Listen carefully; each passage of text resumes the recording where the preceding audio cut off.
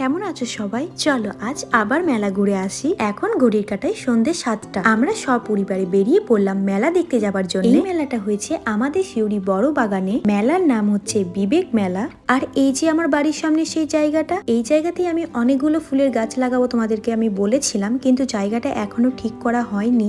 এই দেখো আমরা চলে এলাম। এই যে বড় নাগরদোলনাটা দেখছো, এই নাগরদোলনাটা আমাদের বাড়ির ছাদ থেকে কিন্তু দেখা যায়। আর এই শীতকালে আমাদের বড় বাগানে বিবেক মেলা থেকে তারপরে সব মেলা শুরু করা হয়। আর মেলা দেখতে কে না ভালোবাসে বলো? আর আমরা ছোট থেকে বড় সবাই মেলা দেখতে ভালোবাসি। আর মেলা আসলে কিন্তু পরিচিত অনেক জনের সাথে দেখা হয়ে যায়। আর আমার কিন্তু মেলা আসার একটাই উদ্দেশ্য, আর সেটা কি জানো?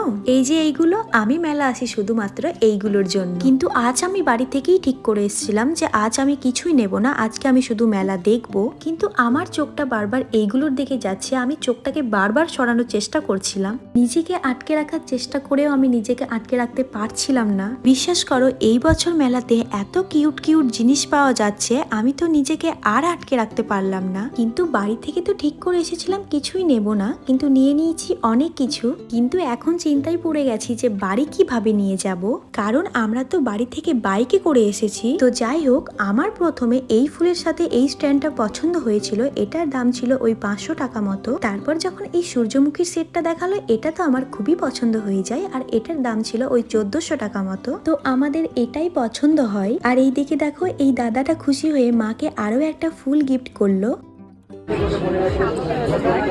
ভালোই দিয়েছে তোমাকে। কে দিল এটা তোমাকে? দোকানদার ভাই দিল।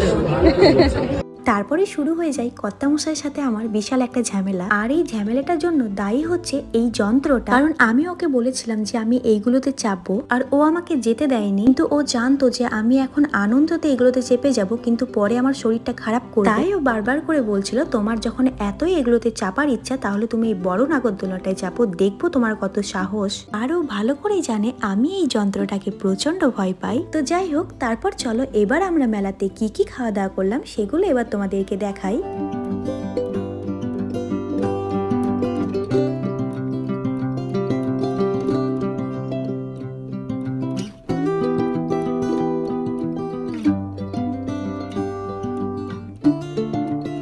সব শেষে আইসক্রিম খেয়ে এবার চলো বাড়ির পথে রওনা দেব। চলো এবার বাড়ি গিয়ে আমি তোমাদেরকে দেখাবো মেলা থেকে আমি কোন ফুলের সেটটা নিয়েছিলাম। তোমরা ভিডিওটা দেখতে থাকো। আজ তাহলে আমি আসি, আবার দেখা হবে তোমাদের সাথে অন্য কোনো একটা ভিডিওতে।